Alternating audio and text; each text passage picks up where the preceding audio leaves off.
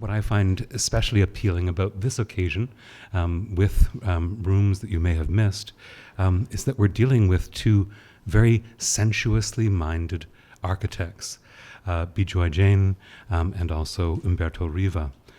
Just to pick up on that theme by way of beginning, in Jain's work, The Weaver's Studio, what really struck me was the weave to the bricks. Okay, you'll see that there are certain parts of the wall where the brickwork looks like the lattice work of a weaving. And so, here you have walls which are an exteriorization of the work that goes on within the building. Now there's a phrase, form follows function. And I think this is the most beautiful expression of that kind of idea, where he actually weaves the bricks together. There's a strong emphasis, as Mirko notes in his notes, on local materials and traditional construction methods in Jain's work. Indeed, the earth that is dug up to make way for the foundations is then used to make the bricks out of which the dwelling is built, or else that earth will come from within a 2-kilometer radius. Well, this is to me the equivalent of the slow food movement, in the sense in which you have this idea of a kind of eco-gastronomy or an eco sort of architecture, where you are both using and savoring local materials with this kind of intensity. Now, I'm not going to suggest that we call it slow architecture. We don't need any more terms, because it is actually what you call vernacular architecture, a perfectly beautiful term for this purpose. And especially striking about Jain's work is the way in which he constructed that miniature kiln, so that he makes his models out of these miniature bricks. And in that regard, has this continuity, this truth to materials. Now, again, that phrase has been used by others, but I think that it takes on new meaning when we look at Jain's work. And in that regard... Okay, very good. It's behind me. And the other thing that really attracts me to this exhibition is Mirko's statement by way of beginning. It's a very provocative statement, and one that also is very unsettling, in that he talks, about the way in which there's almost an unshakable feeling of emptiness to many interiors today, and he wants us to try and redeem the interiors. And this is sort of indeed very provocative and very challenging. And I find that when Mirko lays down the gauntlet like that, I love to try and respond from my own perspective, because I find it enlarges my frame of reference so significantly. So my own area of specialization is the history and anthropology of the senses, and I'm interested in the sensorium as a historical formation and in charting the varieties of sensory experience across cultures. Well, architecture is a wonderful topic for cross-cultural investigations, because in effect, as we shape our buildings, so they shape us. And it's that influence of architecture on perception that I'd like to invoke by way of beginning. Here is a very interesting psychological experiment. It's called the Sander Parallelogram. And I can ask you, which of the two lines, AB or AC, is shorter? Well, most of you will say AC is shorter, but it's actually 15% longer than AB. And the reason that you get taken in is because you're sort of looking at this two-dimensional figure, and you're thinking of it in light of a three-dimensional tabletop, say, like the one below. And that is what actually makes you fall for this illusion. If you were a Zulu, okay, living in a rounded universe, you would not fall for this. Okay, it's completely ineffective on the Zulu. And so what's been called the carpentered world hypothesis, the fact that we encounter so many straight or right angles, has been proposed as the explanation for this particular kind of illusion. Well, if the sensorium is a historical formation, then that means it will manifest certain social values in the details of its construction. And indeed, you can see a variety of ways in which that's so. Just consider the distinction between the higher and the lower senses. The idea that sight and hearing are the higher senses, and the idea that smell and taste and touch are the lower senses. Now, why any distinction? Why high and low? Well, for the same reason that we have right and left, sort of right being superior to left. We tend to sort of take the least difference and sort of socialize it, valorize it, and this distinction between the various senses goes along with the distinction between right and left. Left in Latin, sinister. Left is evil. There's a whole very interesting work of valuation going on there between the two hands, and so with the different senses. And by way of exploring that social construction of the sensorium a bit further, let me bring out certain respects in which it is gendered. And the best way in which to do that is by means of the following question. Why are there so many old masters in the history of Western art and so few old mistresses? Okay, now, first of all, that word mistress doesn't have the right kind of connotation. Why doesn't it command the same respect as master? It used to, okay, but it doesn't. But I want to suggest that we actually have to go deeper in order to understand, what this difference is all about. And that ultimately, what you're looking at is it's the division and hierarchization of the senses actually intersects with and compounds the division and hierarchization of the sexes. So, the traditional Western association of the male sex with the higher, distant senses of sight and hearing supported the notion that men are naturally fitted for such activities as exploring, ruling, writing, and painting, while the association of the female sex with the lower proximity senses of smell and taste and touch relegated them to the home and made them mistresses of the kitchen, the nursery, and the bedroom. Now, such is the power of this categorization that those women who challenged what we can call the sensory division of labor by, for example, writing or painting instead of cooking and sewing, faced considerable social opprobrium until well into the 20th century. So in keeping with their station, women could engage in handicrafts, and there were many in which they did indeed engage in needlework, shellwork, embroidery, and so forth. But they were barred from the so-called fine or visual arts. Hence all of the old masters, but very few, if any, old mistresses. Now just considering that sort of distinction between sight and touch as opposite ends of the sensory spectrum, we can also see the reason for why there is such a difference between art and craft. Okay? The visual arts have to do with the painter's eye, whereas handicrafts have to do with the craft person's hand. And so that distinction amongst the senses is mapped onto massive differences in value, in that work that gets shown in a museum of fine arts is very different in terms of having a signature and in terms of the value from that which gets shown in a museum of craft. Now the question arises, where does architecture fit? Is architecture one of the visual arts, or is it a craft? Okay? Now, should architecture be exhibited in the Montreal Museum of Fine Arts, or should it be exhibited in, actually we don't have any museum of craft here in Montreal, the Victoria and Albert Museum, okay? Where does it belong? Which of those two spaces does it belong in? Well, actually, the answer is both and neither, which is why we have the CCA. Okay? We need this institution because, perhaps architecture is both a visual and a haptic art, an art having to do with touch in certain fundamental senses. But that haptic dimension of architecture is not as well theorized as the visual. There have been some who have theorized it, like Juhani Palasma, in the skin of the eyes, or the eyes of the skin, rather. But for the most part, it has not been theorized to the extent that it can or should be. Let's just explore this idea of haptic architecture for a moment. And I'd like to explore it in relation to this, which is a minaret. As studied by Trevor Marchand, who is an architect by training. He was trained here at McGill, but he became an anthropologist and has done a number of amazing studies of the mud masons of Mali and the minaret builders of Yemen and so forth. And what he was particularly impressed by in terms of this minaret was that it was constructed without the use of measured drawings or plans. How can you build a structure like this without any drawings or plans?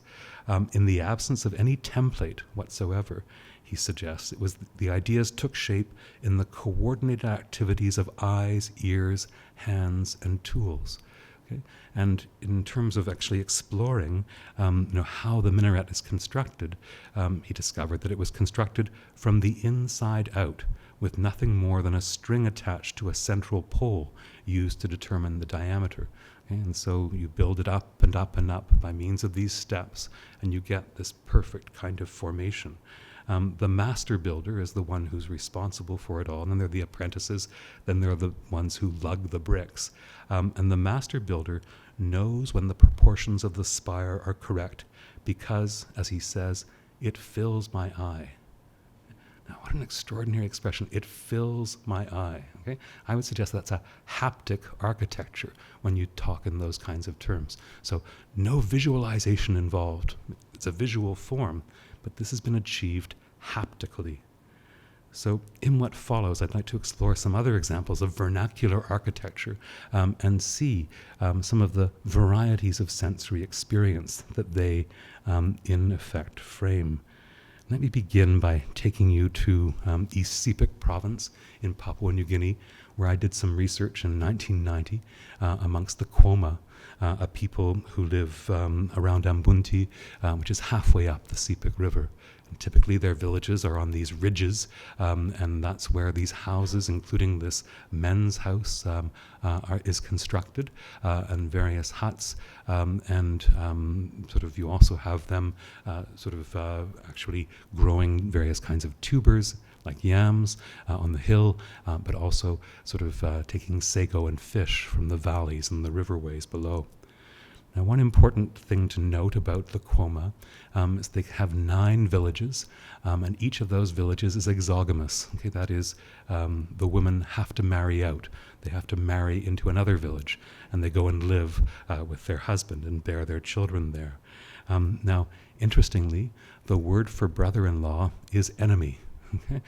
So there's a lot of hostility between us and them, okay? And these women are thrown into this other village with no support network whatsoever. Now, in effect, what goes on in these villages is that they're very obviously male-centered, and their brothers are always look out for the women. Okay, if they're mistreated by their husbands, there's going to be trouble. But there's just this incredible tension throughout the society because of this way in which lineages are strong and these affines are sort of brought in only sporadically. Now, this is a men's house, also called a house tambaran or spirit house. And in it, you'll see these slit gongs. This is a very large drum or a slit gong. And on ceremonial occasions, you would see, if you looked up in the ceiling, this incredible profusion of representations of the spirits, and also you will see various sculptural forms, which are other visual representations of the spirits. Now, the men are responsible for making these representations and for propitiating the spirits, and by so doing, especially in the context of the annual yam harvest ceremony, they can enjoy fertility and prosperity and so forth in the village. The Kwoma are incredible art producers. They are just producing paintings and sculptures, ad infinitum, all of which are gobbled up by, primitive art dealers and sold in Australia and elsewhere. They don't usually have much ritual function now, but there are still a very strong element of ritual in these villages. Now, what's interesting is that at the height of the yam harvest ceremony, the men screen off the men's house, and from inside produce this incredible ruckus by means of the slit gongs, by means of the bamboo flutes, by means of the bull roarers, and this horrendous sound, which is the voice of the spirits, is heard by the uninitiated men and the women outside, who are frightened by this presence of these very powerful kinds of spirits. Now, the men inside know that they are staging an illusion, and therefore, they don't believe their ears, and they only believe what they see. and their knowledge and their status in this society is dependent on how much they can see inside the men's house. And there are various levels of secrecy. So what you have is a highly visual society, but it has to do with a kind of vision that is blocked off, that is screened. And what is above all significant is the way in which the men are in control of the means of communication with the spirits, which are these various drums and flutes, and they're also in charge of the representation of the spirits. Now, the only domestic space that you find amongst the Cuomo would be sort of sleeping arrangements. And here you can see 2 beds, both with mosquito netting, and then there's actually a little sort of altar to Christ on the chair. The chairs aren't used for seating. They're used as holding things, in this case more like tables. And men and women sleep apart because women are cold and men are hot, and if men mix too much with women, they lose their heat. Their way of actually sort of restoring their heat is by bleeding themselves of stagnant blood, which has grown cold by too much contact with women. And so there's actually quite a bit of separation between men and women in this society. And one of the questions I had, well, what is women's space in this society? And I realized ultimately that actually they have no space. That in effect, the only space they have is these, which are the billum, which are the net bags that they weave constantly. And I'm going to actually pass this around if I can later. If we'll just see if we can actually get it. I'm not sure that it's going to. Okay, here we go. This is, the word for it is also womb. And in effect, these are the spaces that the women have. They carry children in them. They also carry the crops that they grow in them. In effect, there is also an extraordinary complexity to the knots of these bags. And that is the woman's space. It's a transportable space, interestingly, which is in that regard manifest in terms of the way in which they knit the society together, literally, by means of these bags and by means of the fact that they sort of marry out. And so while the men's world is a very visual, very fractious and very fragmented woman, the women integrate the society through this form of weaving. And so this is the first example of a haptic aesthetic, please, that I'd like to introduce you to. And I'd now like to move on to a second consideration. And here we find a true interior. I'd like to take you to A la Ronde in Devon. And this is a 16-sided, 2-story thatched cottage, which was created by Jane Parmenter and her cousin Mary.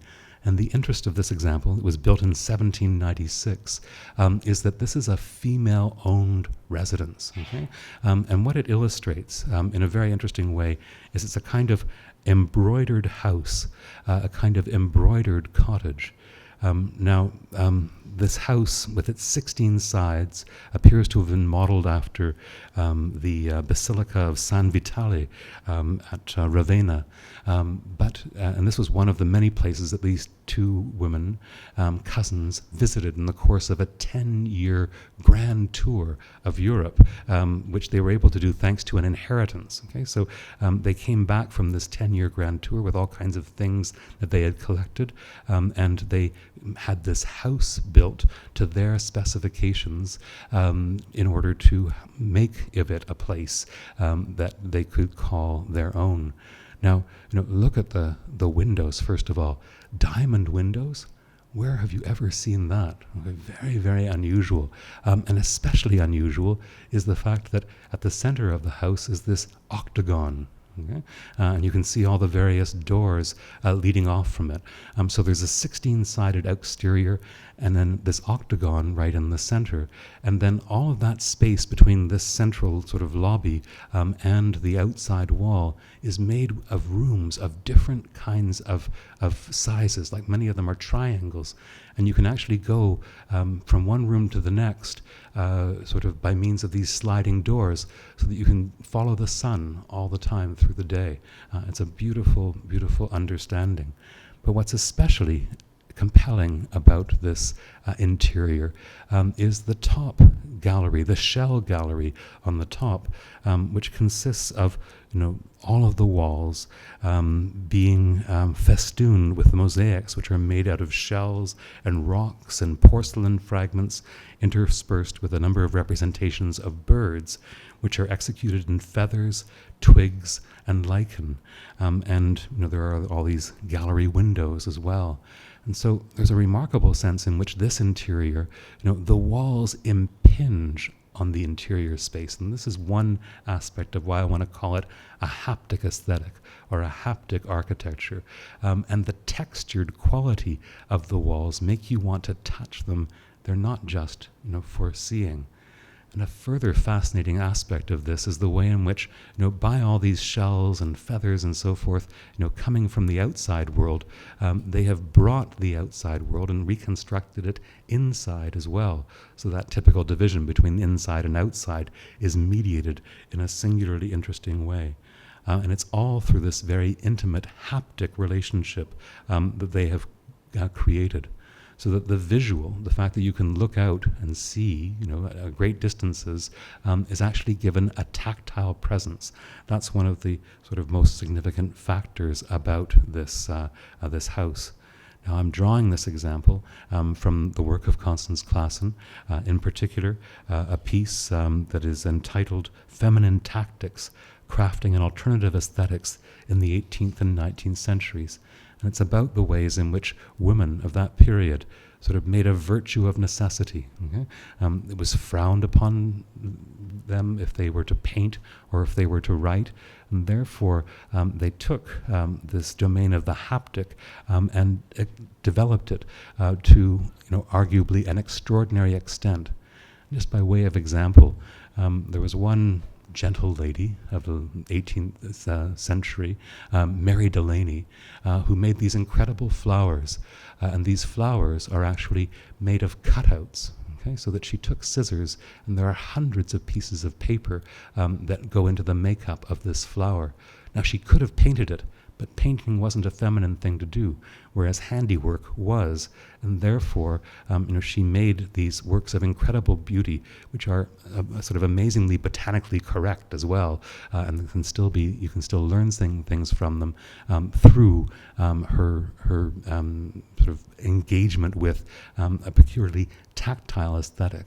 So the female touch, I hope that will have a new meaning for you as we explore ways in which, before the last century, women being barred from reading, for example, being barred from expressing themselves through painting, nevertheless elaborated an alternative aesthetic, a haptic aesthetic that is extraordinary beauty, and one that we need to learn from. Let me now take you to another haptics. And here, again, I'm sort of drawing on a series of different experiences in responding to Mirko's exhibition, trying to work through different ways in which we can relate to architecture through the senses. And here, what I'd like to refer to briefly is, a Japanese hapticity, a second kind of haptic, different from that of the Parmenter sisters, which we just looked at, but one that sort of is very stimulating to contemplate as well. Now, this is actually a very famous statue of the Buddha, which is about 30 meters high, so it's very, very big, which you would find in Kamakura in Japan. And I went to this site, which is actually a World Heritage Site, in the company of Professor Miyasaka of Keio University, where I was giving a series of lectures. And Professor Miyasaka had a colleague at the university who was also the Buddhist priest, who is responsible for the spiritual and physical maintenance of this statue of the Buddha. And it's hollow on the inside. And we'll come back to that in a moment. So this is a bronze cast, 30 meters high, hollow on the inside, cared for by this priest. Now the priest wasn't in Kamakura on this particular day, but his mother was in, and she invited us into the home, as had been arranged by Professor Miyasaka in advance. And I had a kind of revelation about a haptic aesthetics here that I'd like to try and share with you, but it's very difficult to put words around. This is both a traditional Japanese home and a very modern one. But what's above all significant about Japanese architecture is that the layout is determined not by blueprints, but by these tatami mats with their specific proportions. And you can see how in this little alcove, which is actually a space that is used for a tea ceremony on other occasions, you have the layout of the mats determining the space that would be dedicated to this function of holding a tea ceremony. This is actually the living room with a view out to the garden. And this is again the house adjacent to the statue of the Buddha. This is the aftermath of the wonderful tea that we had on that afternoon. Just one thing, it was corn on the cob and green tea ice cream. And green tea ice cream is the most extraordinary experience you can ever have, in that it's almost like the powdered nature of tea mixed with ice cream, and it's just absolutely amazing. And I'm not sure why the corn on the cob was there, but maybe it was just because I was North American, but it was sort of absolutely cooked to perfection as well. But what I want to particularly emphasize is the way in which this is an extraordinary table. You can see that the chairs are actually on the tatami mats. They have no legs, but the space underneath the table is actually hollowed out. There's a pit there, which is excellent for putting heaters in during the winter, okay, so that your legs are warm down there. It sort of feels warm and cozy. And meanwhile, you're seated, on the floor at this table, the effect of which is to create an incredible sense of space. The sense of space enlarges as a result, and that sense of an enlarged space as a result of the lowering of your own perspective is amplified further by the way in which there are these grills towards the ceiling, which allow the air to circulate. So I had this incredible epiphany of space when I was in this dining room. I also had the wonderful sensation every time I put my hand down on the tatami mat of feeling something that was so subtle and supple and so firm at the same time that it defied anything I've ever touched here in the West. The tatami mat has a texture that is indescribably rich in that regard, like the finest kind of woven sheets or linens. It's of that kind of quality. But I had this sense of space having enlarged, and it led me to some understanding about space and hapticity in Japanese culture. The concept of ma is very important in Japan, and that means interval or gap. So it refers to the instant between two notes, or it refers to the space between two figures in a painting, or it refers to the stillness between two moves in the dance. And this idea of ma refers to that emptiness, which is actually what makes anything possible. And my sense was that Japanese perception is trained on these intervals, on these empty spaces, instead of on objects themselves. And that is very different from any, for example, phenomenological account of perception, such as we have in the West, which always says we have to have consciousness of something. To me, what was remarkable about my little experience in Japan was how there seemed to be this consciousness not of things so much as the relations between things and the spaces between things. And that's carried over as well in the way in which Japanese greet each other in public, where you don't shake hands, you don't kiss, but you bow. And in that regard, it's called a low contact culture. But that sort of space that is preserved is what is key to the articulation of individual identities. And there are other interesting things as well having to do with co-presence in Japan, people being present to each other but not touching. One of those manifestations is co-sleeping, whereby children up until the age of puberty often will sleep on mats adjacent to their grandparents. Okay? So instead of being isolated in their own room, as in the West, you have this idea of co-sleeping, which is supposed to engender harmonious relationships within the family. And so what I'm pointing to here is a kind of empty understanding of hapticity, or an understanding of the importance of the gap.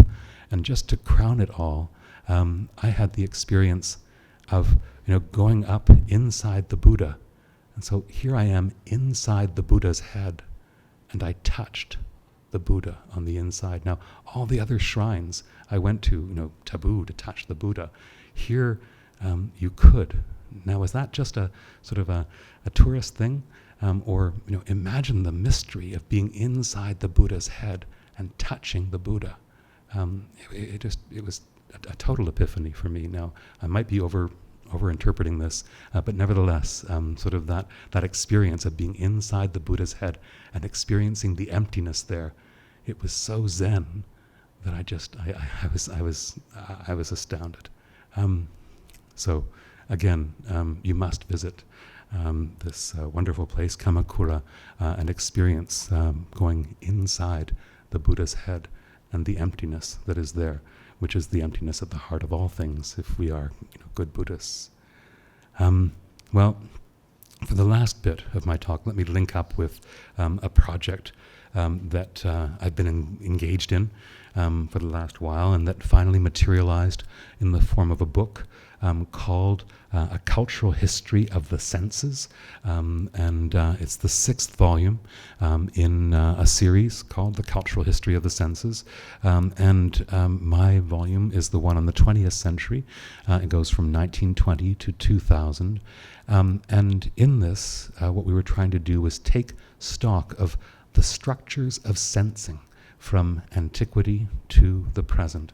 So it was a cultural history of the senses and sensation. And in each volume, what we would look at is different fields like religion, art, literature, and the role of the senses in each of those fields. We also had a section on urban sensations.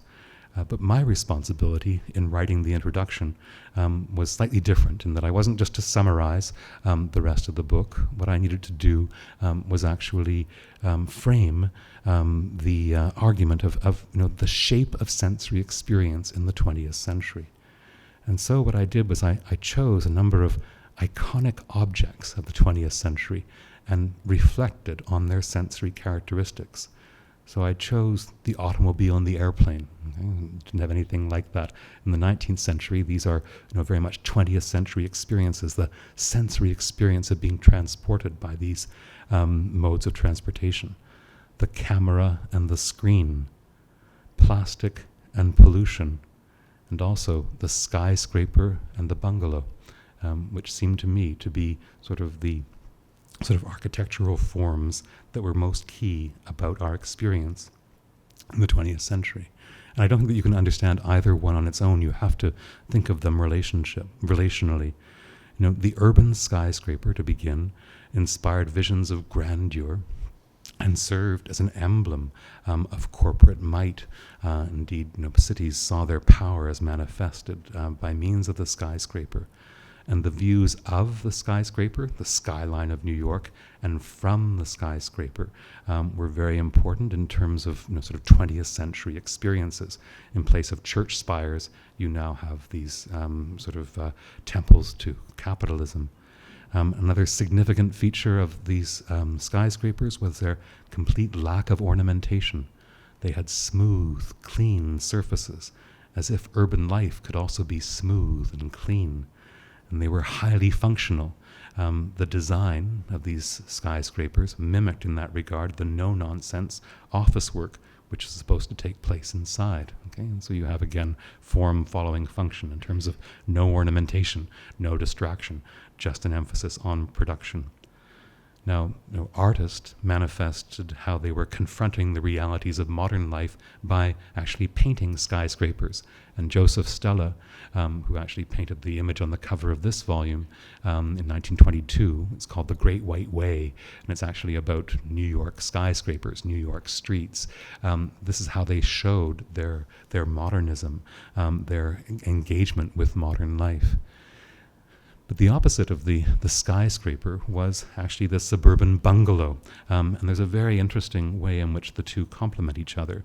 If you actually go back to the 19th century, the urban outskirts were considered unhealthy, poor and criminal, and actually emitted, so it was said, a great variety of fetid and disgusting smells.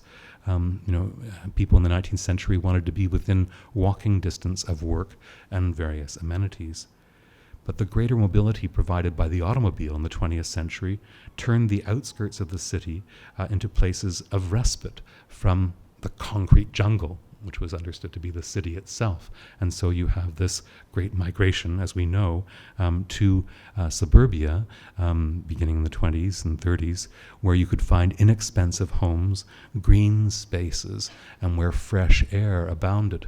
So instead of living under the shadow of a skyscraper, here you could have the sunlight streaming into your home. And you had furthermore the front lawn and the backyard, which gave a relaxing, natural aspect to life in the suburbs. Indeed, there was the whole idea of the bungalow as a kind of vacation home, which went along with this. And that sort of the bungalow, with its openness and its low profile and its being close to nature, really was a manifestation of this idea of easy going family relations, and in effect, a way in which people could sort of get away again from the rat race of the city proper. So there was a very interesting and important sense in which the bungalow represented this oasis. But it was also significantly, it conveyed notions of femininity in contrast to the masculine associations of the vertical, business-centered skyscraper. But while the bungalow was, at least in principle, a place where one could have some kind of refuge from the city in all of its hubbub, it also came over the course of the 20th century to be perceived as sort of not so much freedom as a prison. And that is sort of reflected above all in a comment in the book The Feminine Mystique, written in 1963 by Betty Friedan, where she details the plight of the trapped housewife, caught in the monotony of suburbia, which you see manifest in this sort of plan of Levittown, USA. Friedan writes, "Each suburban wife struggled with her dissatisfaction alone. As she made the beds, shopped for groceries, made slipcover material, ate peanut butter sandwiches with her children, chauffeured Cub Scouts and brownies, and lay beside her husband at night, she was afraid to ask even of herself the silent question, 'Is this all?'" And so the idea of suburbia as freedom turned into a kind of prison. But I want to suggest, by way of closing, that there was also another sort of haptic aesthetic that happened in the late 60s and early 70s, a new kind of hapticity that enlivened life in suburbia significantly. And that new kind of hapticity had to do with a product that was actually sort of made sort of extremely prevalent by virtue of the fact that the chemical industry was looking for new ways in which to develop its petroleum-based products, in particular synthetic fibers, such that, this is a Tupperware party, you have the arrival of the shag carpet. Okay, so I've talked about various forms of hapticity so far, but the shag carpet is actually a very interesting development, which, unlike the restrained hapticity of the Japanese house, or the sort of intimate hapticity of A la Ronde and the Parmenter sisters, you have the shag carpet as being a new kind of interior in the 20th century. Now, as you're aware, these shag carpets, are all actually synthetic fibers, but interestingly, they were likened to a manicured lawn or a forest floor. And the idea was that the shag carpet offered a continuation of the outdoors on the inside. Okay, and so here, even though they're totally synthetic, this idea of bridging the natural and the exterior and the interior crops up again. And indeed, there was both this idea of continuity with nature oddly enough. But there was also the way in which the shag carpet could turn a space into a kind of sensual cocoon. And in, for example, Graceland, and a number of other places, Graceland of Elvis Presley, the shag carpet goes up the walls and covers the ceiling as well. Okay, and so here, what you have is the supreme sensuality of an Elvis Presley, okay, manifested and associated with this shag carpeting. Indeed, shag carpeting encouraged a consideration of the body in relation to lived domestic space in a whole series of new ways. And all this is wonderfully described in a piece called Sensuality in the Shag Carpet in the journal The Senses and Society, to which the CCA subscribes, volume 5, issue 2. And I'm just sort of drawing on this wonderful study in giving you my remarks today. But what was interesting about the shag carpet is that it sort of displaced people. Instead of the floor being a place for feet and furniture, it now came to be a place where you could sprawl.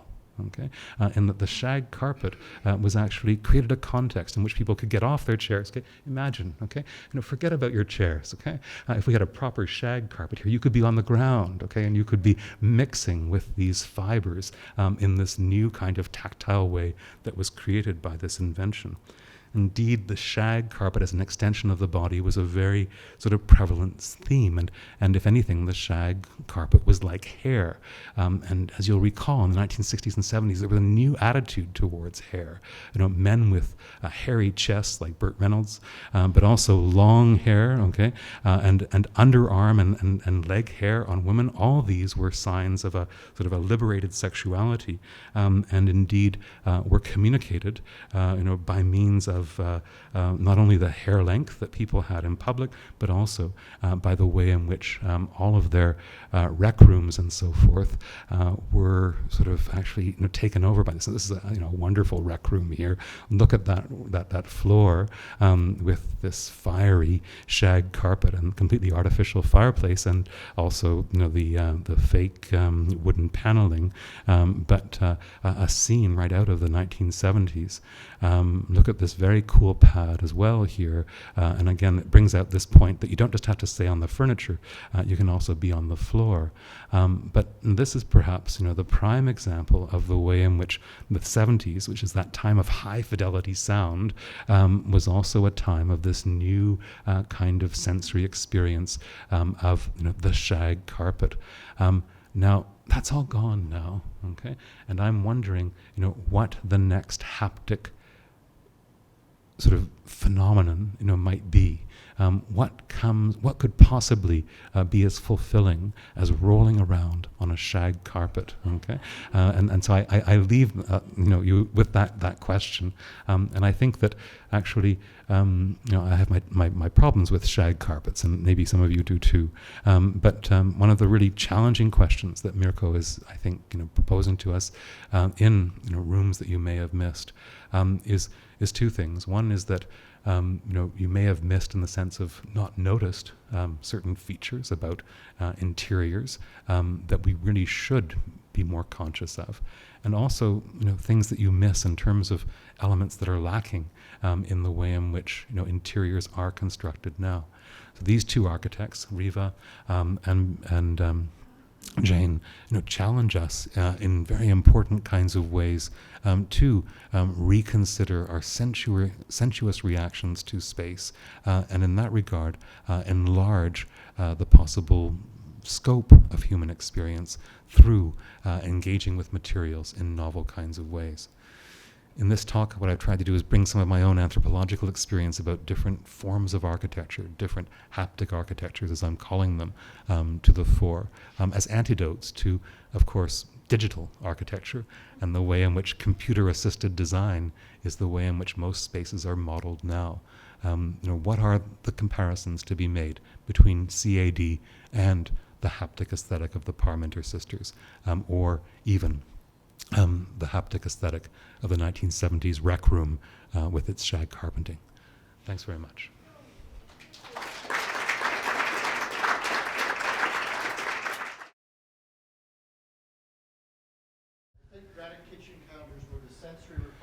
shag carpets because their use was or their application was way beyond their utility value. Yeah, and yeah. it had to do with a certain kind of internalization of a status. But there's something about that cold, temperature absorbing, and it's also in the kitchen. And the kitchen also became highly eroticized as a space, more than the rec room.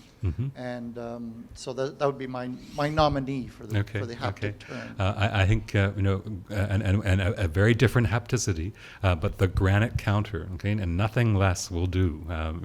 That all those fake ones, you just can't sell a house, at least in Westmount, without with any of those. You need to go for the granite. And you're talking about the fetishization of granite, and what are its sensory properties. Indeed, there are this coldness, and this stone that is above all key.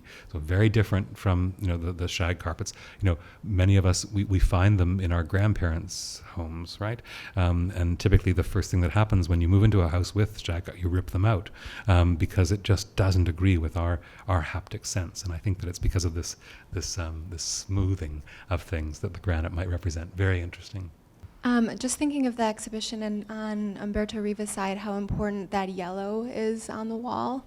I was just wondering if for you color is visual, or how does it enter into becoming a more haptic thing? Yeah. Really interesting question of color. There are two things. There's form and there's color. And most of Western art theory has been concerned with form.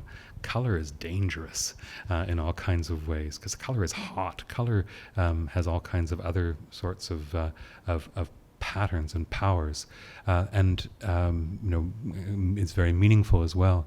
What I was struck with on Riva's side was the way in which his idea for a building would begin with a very abstract painting, where it was the tonalities of the color that really were setting the tone of the building as well. So unlike sort of the working with local artisanal methods on Jane's part, Riva really seemed to be in effect exploring the sensory properties of color, and his sort of very abstract visions, which then became these incredibly intricate material compositions, were working in that kind of way. So I think that the substance of the brick in Jane, and as you're suggesting, the color, especially the color yellow in Riva, are the starting points. But how do you start thinking about a building as a color? That is so unusual, and that is the sensoriality that I think Mirko was trying to bring out by juxtaposing these two. We think of the diagrams, and Riva is a master of the diagram as well. Indeed, the diagrams that we see in this exhibition are very interesting in terms of the plywood surfaces that Jane uses, and then the exquisite drawings that Riva does. But the kernel, clearly, of his ideas of a place is given in those color paintings, those Kandinsky-like, kinds of constructions, and they're both very abstract and they're very concrete. And just on that point, Kandinsky makes the break with representational art because of this notion that is actually a romantic notion of painting aspiring to the condition of music. Okay, so he wants to paint music. He's not abstracting so much as he's painting something, but he's painting music, which you can't see. And I think that those transpositions between the senses, we've been talking about the haptic here, would be what we need to explore in the case of Riva, where these wonderful color compositions then materialize as actual buildings. Right? To me, the Japanese example is a very interesting one because obviously Japanese design has influenced North American and European design to a great extent, but it's grounded, I would suggest, in a different understanding of the haptic, which is both its appeal and why it might have a different resonance in a Western kind of cultural context. But to me, this revelation of the interval, the gap, being as important to the constitution of reality as the object was a major one. And I think that when you begin to sort of probe different art forms in Japan, you find just that emphasis on emptiness as constitutive of the reality of things being extremely, extremely key.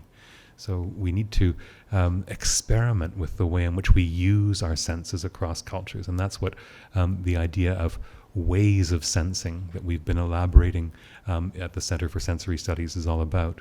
One of the expressions of that at a conference I was at recently was the idea of sensory literacy, for example. And what sensory or visual literacy refers to is the idea that to actually see a painting requires as much training as to be able to read a book. Okay, and so literacy is a skill that you have to acquire. And we are misguided if we think that just opening your eyes is equivalent to seeing. Rather, we need to train our ways of seeing, and we need to acquire a kind of visual literacy in order to be able to decode the many visual manifestations that surround us in an adequate kind of way. Now, it's an interesting idea. Literacy has to do with language, which is different from visual communication, and yet there's this idea that this is the kind of skill that we need to develop, and that sensing in that regard is as complicated an activity as reading, and takes just as much skill to perform.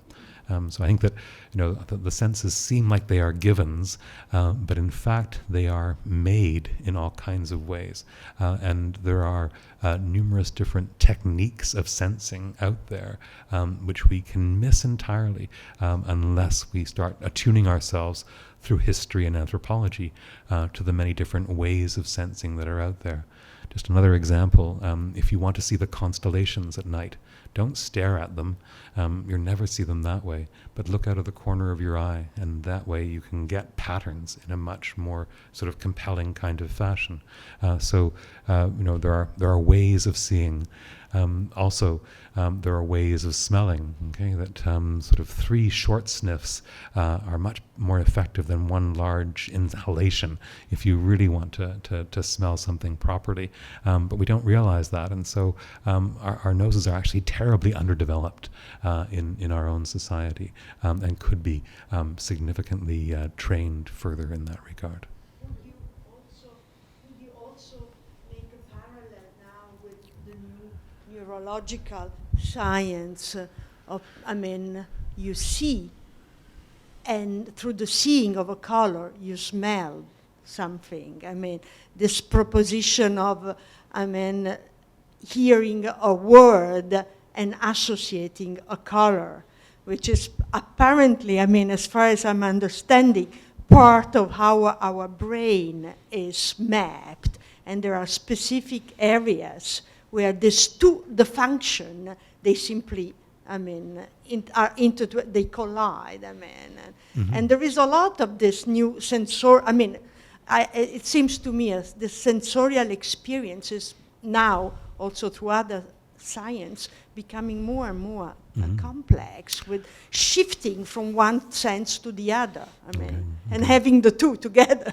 Yeah, I think that this is really a very interesting area, and the neurosciences in the last while have found precisely that our old model of 5 separate senses just doesn't hold.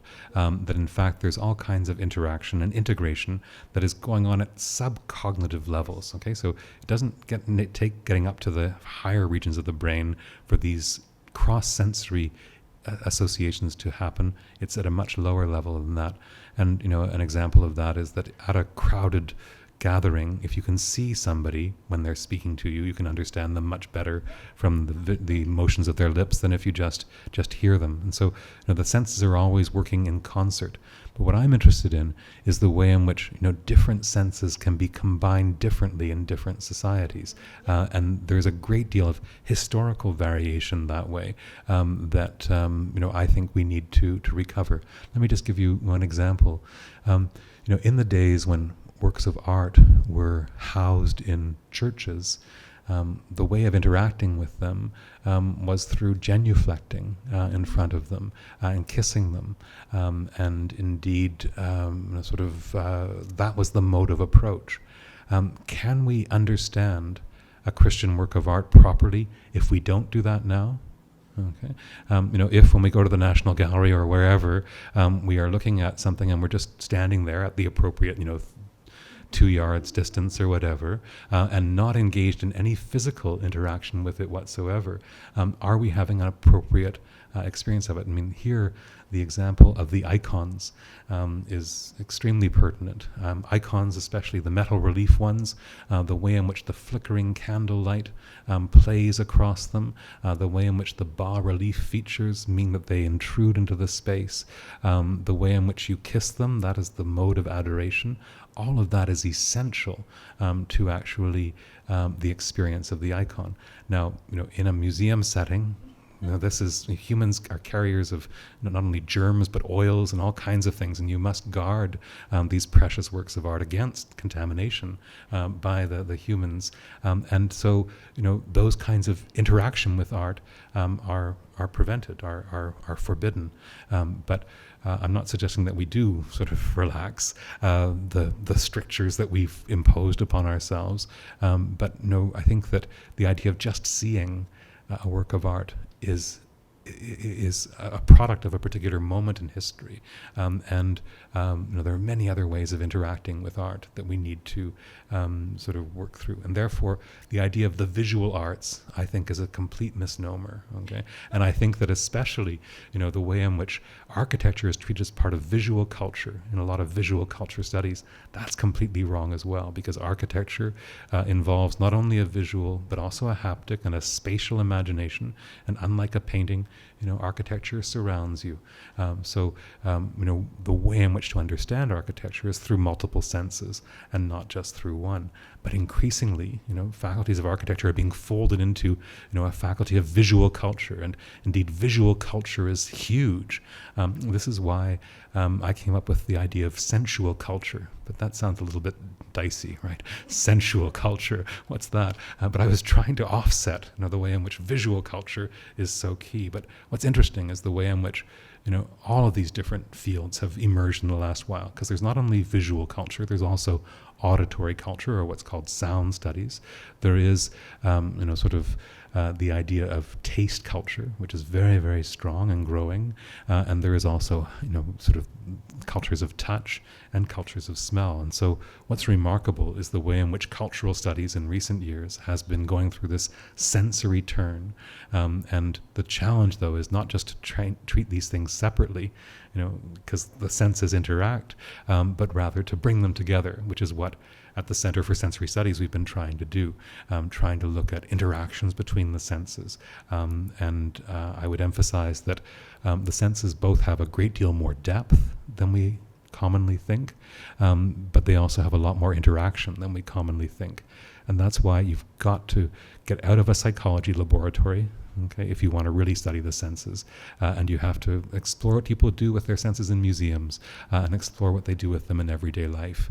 And there are some incredibly rich discoveries to be made when we start looking at these ways of sensing, these techniques of the senses that people use to apprehend things. Robert. Alors, si vous voulez, if you want to see a very touchy thing, at the station of metro station at the corner of St. Catherine and Berry, there's the bronze statue of Émilie Gamelin, which gives the name to the park too. And notice she has a hand, open, and a lot of people touch it as they go by, and it's polished. The whole thing is brown, and this is like a golden touch. And and every time I pass there, I spend a little time to see if someone's going to touch it. Right. And it's a visual proof of the contact there. So have fun and look at it. Okay, I will indeed. One of the things that we've been doing in museums like the Louvre and other places is just standing back and watching people touching things, and it's really quite remarkable. There's a lovely bronze sort of drum in the British Museum, and there was this one Japanese fellow who, when he was going by, just went like this, just to check its ring. It was beautiful, and there is a huge fist there as well from some Egyptian gallery, and everybody has to sort of embrace it in some kind of way. So even though there are all these signs saying no touch allowed, there's this kind of tactile engagement that people feel compelled to engage in. Now, one of the brilliant things that they've done at the British Museum is to have touch tables, as a result. And these are places where you have certain objects that people are permitted to touch. Like one is a hand axe, a Neolithic hand axe. Another is a bronze sculpture of a Hindu deity with the elephant-like features. And there's a bit of a mummy's wrappings there as well, which is the favorite one. You have to ask for it. They won't sort of have it out there ordinarily. But what's interesting about this, it's in the Enlightenment Gallery, which is all about visuality, but it's the chance for people to actually connect with these things. And when I was there, actually I go there often to observe people, one discussion I overheard was a person comparing the hand axe to a cell phone. Okay, that it fit the hand in the same way that the cell phone fits the hand now, and it was it was an incredible theory about sort of seeing across eons between the way in which the cell phone is a means of communication and interaction with the world, and it fits the hand, and this stone axe was that as well. Just on that same vein, if I may just do one more sort of comment. Recently, one of my sort of research associates has been doing a project at the McCord Museum, which involves bringing Inuit people who are visiting Montreal for medical reasons to the McCord and giving them access, no gloves, no intermediaries, to the collections. And these Inuit people, first of all, it's very meaningful to them to have connection with their heritage in this kind of way. But they're also discovering uses for these things that the curators never imagined. Okay, so actually they're videotaping this, and that will become part of the record. And in this way, it's the use of the object that is where its meaning resides, and they are sort of discovering new meanings, new uses for these things through this kind of interaction. So all these things have to do with the haptic, and my feeling is really that we've done a lot of studies of vision and visuality. Indeed, we've almost sort of surely exhausted that field, and we're beginning to catch up in the form of auditory studies. But there are those other senses as well, okay, which are the lower senses, which for some reason, touch especially, we haven't truly plumbed in as much depth as we need to. Now again, the challenge of Jane and the challenge of Riva is to understand the sort of more full-bodied architecture, and I think there can be some really interesting revelations that result from that. I was wondering if you've considered the contribution that the historical rise of drug use has in our education of the senses. First off, it is, I think, incontroversial that there's historically much more use of drugs, particularly with marijuana, and whether or not these become tools for such a sensory education, or are they a kind of distraction and a kind of substitute for a more authentic kind of direct sensorial education. Mm-hmm. I mean, it's a wonderful idea. I mean, we have Carlos Castaneda, right, and the idea of accessing a separate reality. And one thing I must say is that, if you look at the Huichol and you look at the Dasana and the other sort of peoples, cultures that have, institutionalized drug use, if I can call it that, where the shaman is responsible for sort of taking people and guiding people, then those are very interesting experiments in perception. Huxley actually called his book, The Doors of Perception. I was just thinking of regular marijuana use, which just gives you a certain kind of sensual sensitivity, perhaps, that you wouldn't otherwise have in your quotidian. Yeah, you see, I'm in favor of it, and the reason for that is that you see, I think that for too long we've been hung up on cognitive kind of studies. Cognitive science, cognitive neuroscience have been really key. Whereas, giving your senses, sort of dulling them or accentuating them in this kind of way, means that you can apprehend reality in other ways. And this has been the point of a lot of my research. We have to do a lot more investigation of the sensorium itself. So don't go to cognition, but look at the level of sensation. Drugs are another technique of the senses. They are a way of altering your ordinary perception of the world, and therefore, sort of discovering other kinds of things. And they go alongside sensory deprivation. They go alongside, sensory training. Montessori school, for example, very interesting the way in which it emphasizes sensory literacy, sensory education as being key. All the stuff about autism now, which is also very interesting. The idea that autistic individuals just sort of don't have the sensory mix that agrees with the rest of society, and therefore you have to change valences of color, sound, and so forth to sort of enable them to fit or to feel things in a more sort of less hyper, kind of fashion. There's all this very interesting work being done now on sensory ambiences, and I think drugs would fit in, with that. So I'm for that experimentation, because I think that we've tended to look at the objects, that table, instead of how that table manifests itself in my consciousness and the ways in which its surfaces and so forth are apprehended, by my senses. And